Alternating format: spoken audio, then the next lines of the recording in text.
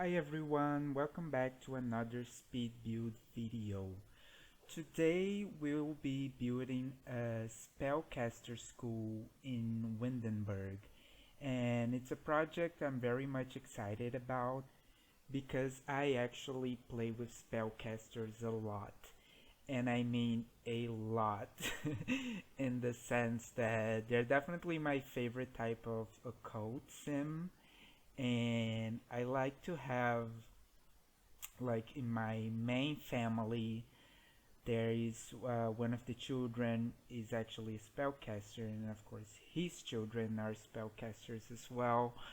And so there's a lot of magic going on in that sense. And when the spellcaster sims become teenagers and they can actually learn magic and start learning potions and casting spells and gaining skill points and so on, I find it really fun to send them to this sort of boarding school environment. So I just move them out and send them to a spellcaster school to actually live with other spellcaster sims and to harness their skills, to train in magic and to learn their spells and to become. And I usually, even playing with the very long lifetime, it's not enough for them to learn all the spells, and I actually like them to go to become young adults with still a few spells to learn and so on. It's not like they mastered everything as teenagers. And so I like to send them to these spellcaster schools to, well, to study magic and spellcasting. And it's always fun. It's a nice environment. I usually put a bunch of sims, like 7 teenagers and one headmaster or headmistress or something like that, to with more experience, to teach them and to, of course, take care of the household as well, because they need an adult to, well, I guess they don't need an adult, but I find it convenient to have a more experienced spellcaster there to train them in magic and to guide them and so on. I think it makes it cooler for the storytelling part of the game. And so I actually have played with another build for in my save. I have played with a copy of Hogwarts. Well, not a copy, but a lot inspired by Hogwarts that I downloaded from the gallery. But that was not so fun because it was in a 64 by 64 lot, and it was furnished, completely furnished with all Hogwarts stuff, like the 4 different dorms and a room for the headmaster and so on. And it was just a huge lot, and my game was lagging and freezing all the time. I don't have the best PC to play, unfortunately, so I couldn't do anything there whatsoever. So it was a bit of a disaster, to be honest. And then I downloaded another one that worked a little better from the gallery, which was Castelo Bruxo, which is supposed in the Harry Potter world. It is supposed to be the Brazilian spellcasting school, or the Brazilian school of magic. And that was really fun. I think that particular lot was amazing. It was a great creation in the sense that the creator didn't have a lot of material to get inspiration from, because we don't have books, we don't have movies describing Castelo Bruxo, so they had to kind of come up with their own idea. And I found that a lot to be quite useful, and it ran relatively well on my PC, so that's what I used. And then eventually I settled for like the second generation of spellcasters in my game. I didn't send them to Castelo Bruxo, but I sent them to the Glimmerbrook Academy, which was also another lot from the gallery, which was pretty awesome. You know, very British boarding school vibes. You know, and it was really well built and really just it had everything I needed and everything that I expected from a spellcasting school actually. So that was pretty fun to play with as well. And but eventually I decided to actually make my own, you know, because there are things that I didn't really find in any of these other spellcasting schools or academies, in the sense that or they did have some of the stuff but not a single one of them had everything that I wanted in the same lot.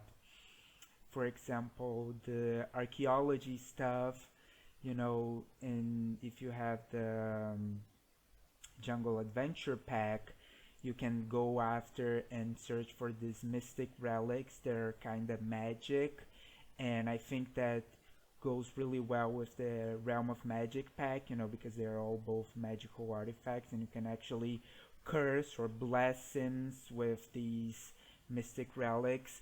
So I think it goes really well with the whole spellcasting story, and I think in real spellcasting, well, not real, but well, in my fantasy of a spellcasting school, it definitely should be a room for studying archaeology and studying these mystic relics and so on.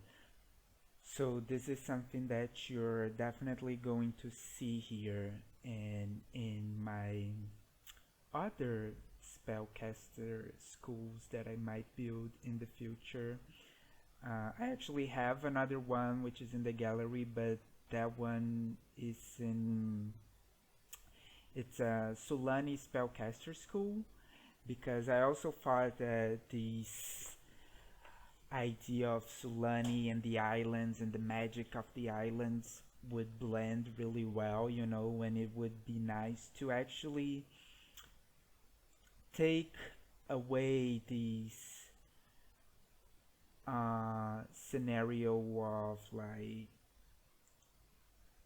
British or more European vibes that sometimes we associate with magic, and actually focus on the magical side of um, the Polynesian islands and the Sulani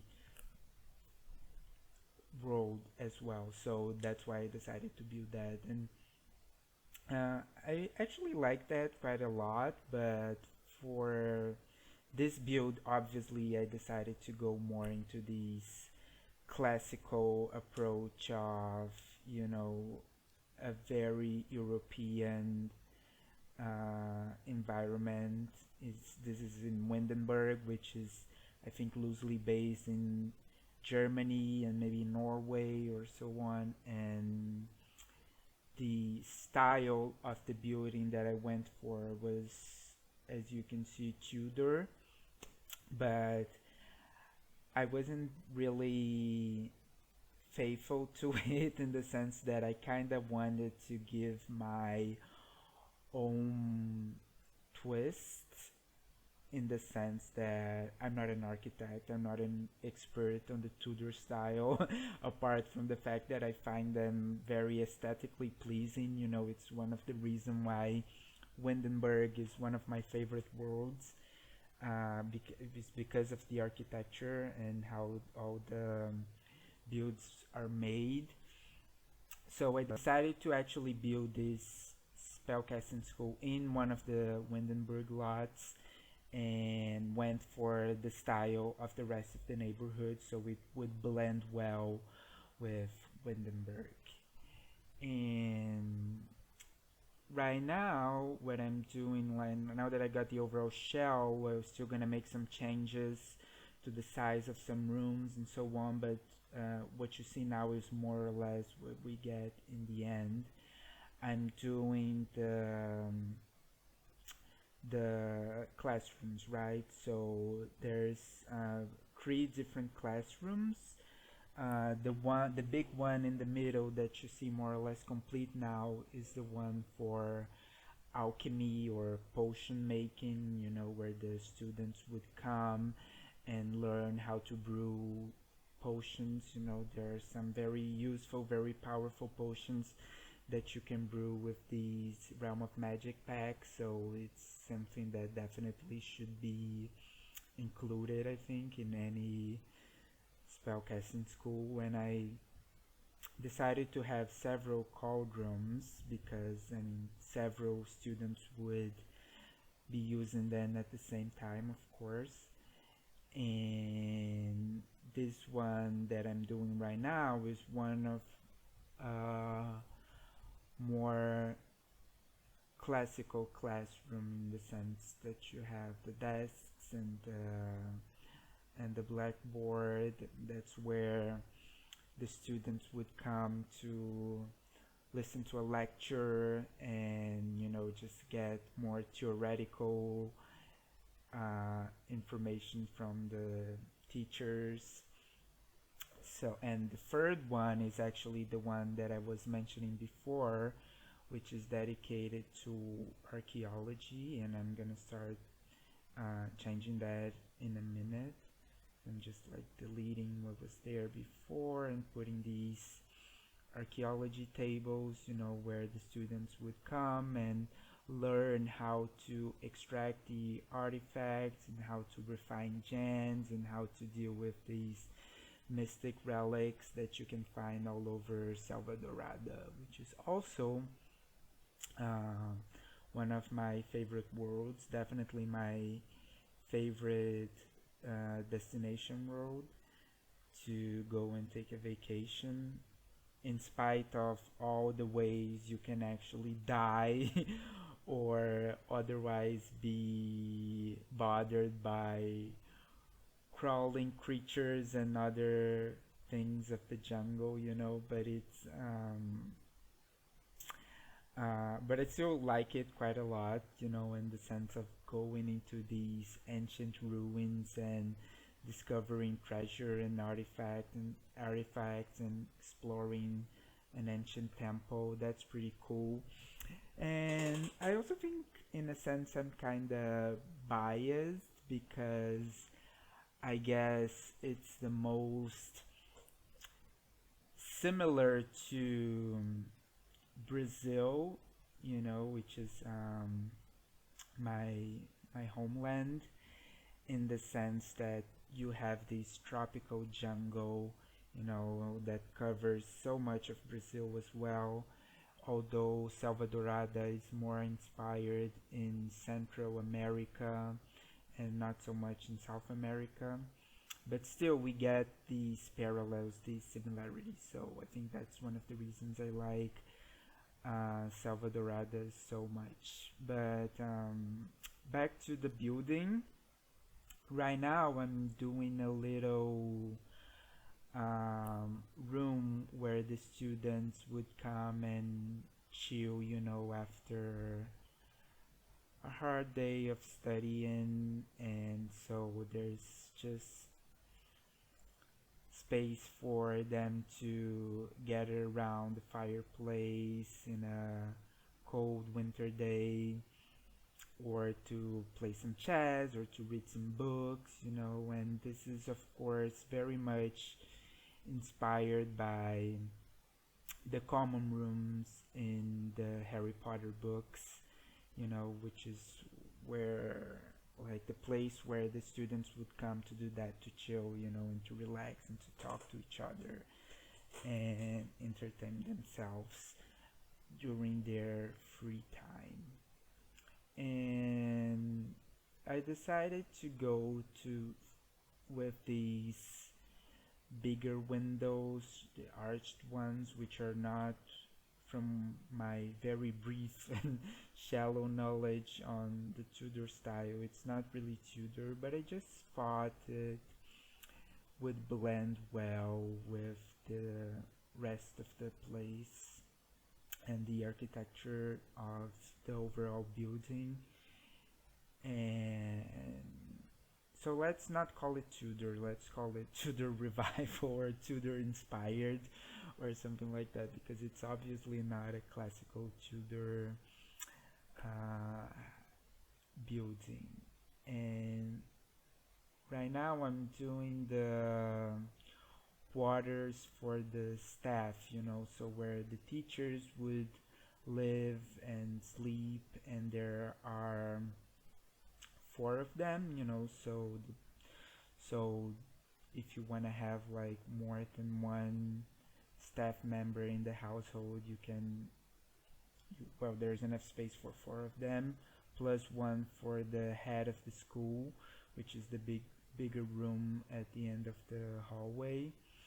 And those rooms turned out to be pretty small, but cozy nonetheless, So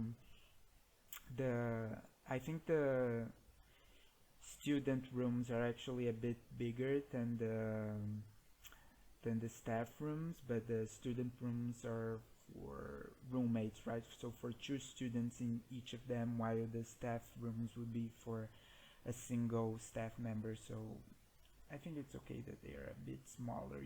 There isn't much space like for hobbies or for anything else besides a wardrobe and a bed and an ensuite bathroom as well.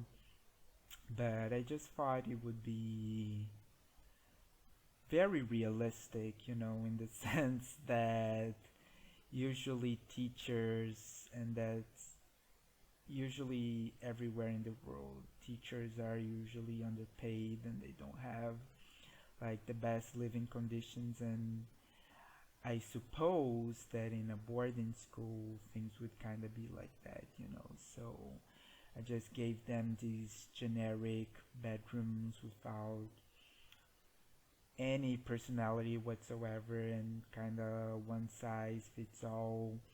They're all identical copies of each other, but of course you can customize them to fit the personality of the Sims that will be living there, if you even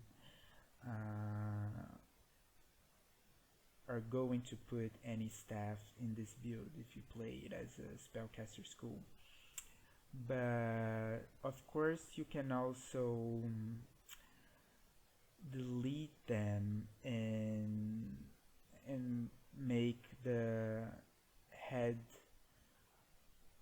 of the schoolroom a bit larger, because that also ended up pretty small and without space for much stuff. And even perhaps make an office or something more, more not elegant, but necessarily, but something more sophisticated. Yeah, I guess that's the word. Make it larger, and maybe put on like a nice desk in there. Like a place where the head of the school would meet with the students, or with the staff, or with the parents, or whoever it would be, whoever the head of a boarding school needs to meet with.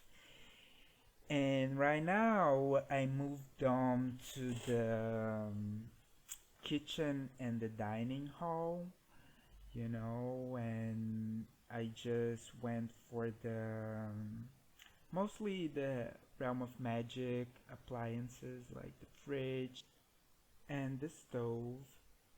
And I used the wood burning stove actually, because I think it goes well with this idea of a really old building, that was built before electricity was available, even although it has since been modernized and it does use electricity. I didn't go for candles everywhere.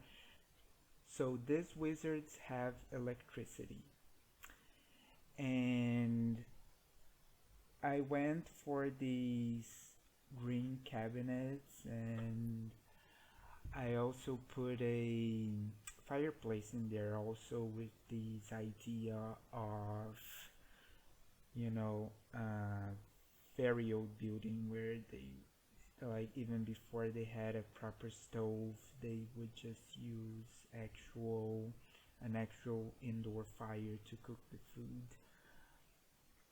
But again, like, eventually it was modernized and they own a stove to cook. And well, you can't cook in the fireplace anyway, so I had to put one there. So unless you wanna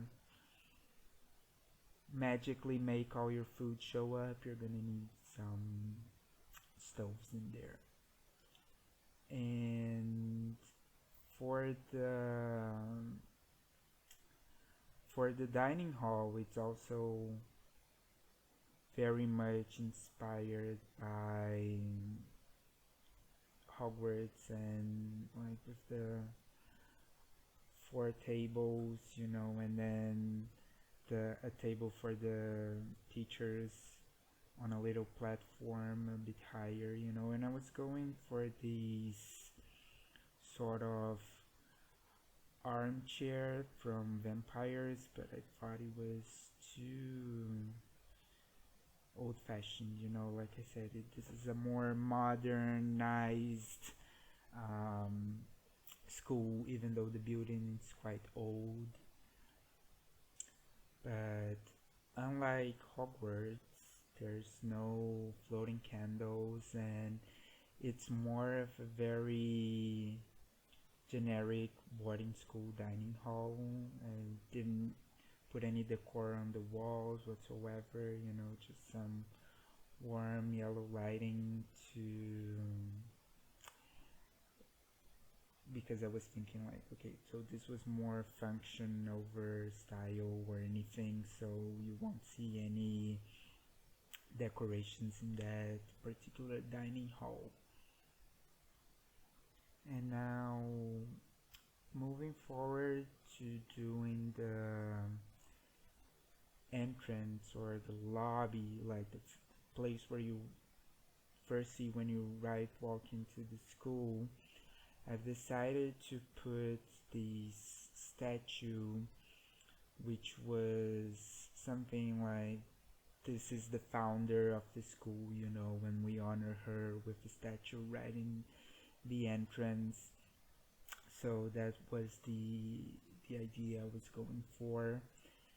And now I'm actually doing the library, the study room, that I think it's something definitely necessary in a school like that, and also some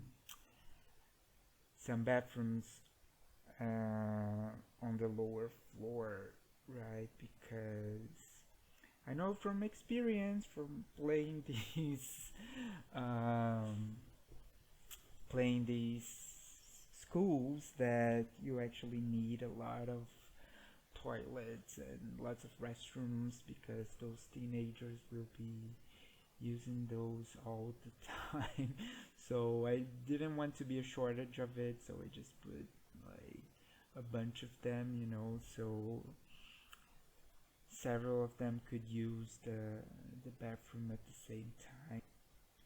And after I finished with that, it was time to do the library slash study room. And as you can see here, I ended up leaving that for last, and the space was a bit limited by them, but I think it actually turned out pretty nicely, because with a smaller space you can make it more cozy, and there was still plenty of space for about 8 students to be there at the same time, just reading, or well, more than 8 actually, because I put some armchairs in there at the end as well. So and it's also connecting the main building to the backyard. And originally I was planning to do a sort of, well, a yard, in an area for the students to relax or to chill, but outside of the building, right? So more for spring, summer days, where the weather would allow them to spend some more time outside. But I ended up deciding to do a greenhouse there instead, because for the potions, the spellcasters need a lot of ingredients, so I thought it would be more useful for them to have a greenhouse where they could grow these crops and use them to make potions afterward. But of course, if you download this, you can get rid of the greenhouse and use the backyard for something else. And going back to the library, I did want to add these windows because I feel like it would be so nice to actually have a library with a window like that, where you can just sit by it and look outside while you read a book, and I thought it would make the whole place really cozy and give it a really nice vibe. And I don't know if the Sims actually sit on those, to be honest, because I don't use these windows when I'm building. But I suppose I'll just find out when I put a bunch of spellcasters to live there and study the magical tomes, I actually have a series of videos planned with these a lot, so make sure to check that out as well once it's released. And now I'm just doing the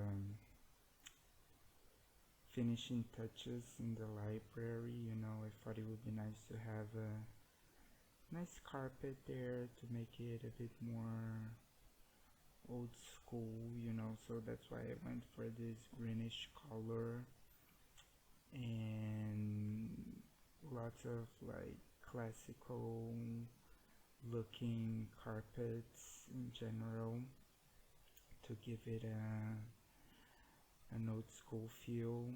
And now I'm doing the lights for the classrooms, but well, for the building in general, so you can actually see what I'm doing. Like I said before, I have a bit of a hectic way of building, in the sense that I keep going back and forth between build and buy, and sometimes I think I know it's a bit confusing or may seem a bit crazy even, but I think it actually makes sense for me, to pick the floors and the wallpaper and so on after I put the furniture, because to me, I just think it works better like that. I don't have an explanation for it, to be honest, while in real life, of course, when you're building, these things come first and the furniture comes later, but that's just how I like to do it, And so I went for these wallpaper with the and the wooden panels as well for most of the lot, because again I wanted to give it a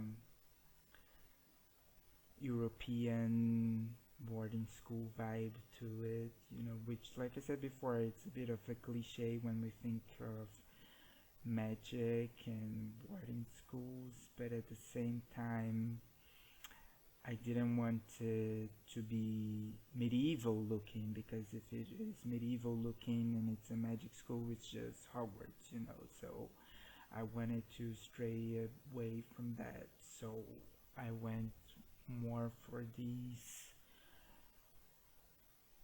wallpaper that makes me think more modern stuff, like modern in the sense of late 1800s, early 1900s or so. And then I figured out there was a lot of empty space downstairs that wasn't being, sorry, upstairs that wasn't really being used for anything.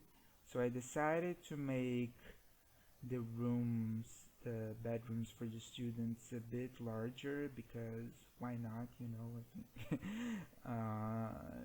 So just so when I'm playing with it, or when you're playing with it, we can fit some more stuff in there, you know, especially hobbies. You know, I thought it would be cool to have like students with different free time activities, like, you know, maybe one is a musician, the other one is more of a athlete, or another one has pets, you know. So I wanted to leave some extra room for that.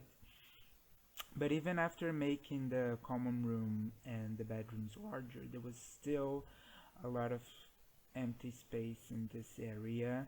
So I decided to go for a statue, which I think this statue is more used for outdoor stuff, but I also thought it would go well with the setting, you know, in the sense that maybe this is a famous spellcaster and they wanted to pay homage to him, or he's a former student, a very famous student of the school, and they wanted to also have a statue of him in there to like inspire the students, or, you know, have them look up to this person, you know, that wandered the same halls and sat into those same classrooms to learn and to become a spellcaster, you know. But that's just my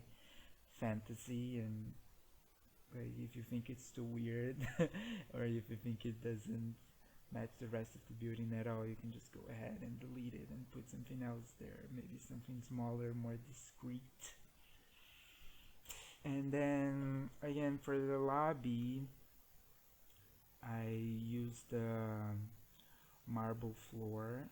You know, I think that's really fancy, and of course this school is, in my opinion, quite fancy, so I thought for the entrance they would kind of want to show off, you know, their wealth and their power. So you walk in and you see these really big stairway and marble floors, and you have these flags that are like the school flags, and so that's what I went for there.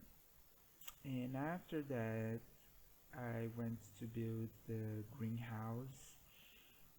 I went for these round ceiling, which I think goes like the rest of the house is so square that having something with a more round shape would be a good counterpoint to it. It would like break the boxiness of it all, so that's why I decided to do it like that. Even though greenhouses are, as far as I know, more often than not square and not at all like that. And I went, of course, for the transparent ceiling, the glass ceiling, because the plant's gonna need light, and with these shapes and details on it, which I think makes it really fancy too, you know, really bougie. So I went for it, and of course it's kind of floral, you know, with these twists and turns, so it makes you immediately think of plants. And after that it was time for actually decorating the place, you know. So I was just going around and putting loads of paintings on the walls and some plants as well. I didn't want to have too many plants because I was thinking that just with a busy school and so many students and staff, there wouldn't be anybody really responsible for taking care of the plants, even though these decorative ones don't need water. I wanted it not to feel like a home either, because I think a boarding school wouldn't have that many plants around aside from the gardens and the greenhouse, of course. And I actually forgot to do the wallpapers on in the bathroom, so I had to go back to that at this part of the video. And I went for the somewhat tacky wallpaper from Realm of Magic because I wanted it to actually feel tacky, at least in this part, you know, while the rest of the lot is a bit more sophisticated. I had this idea that whoever designed the place kinda left the bathrooms as an afterthought and didn't really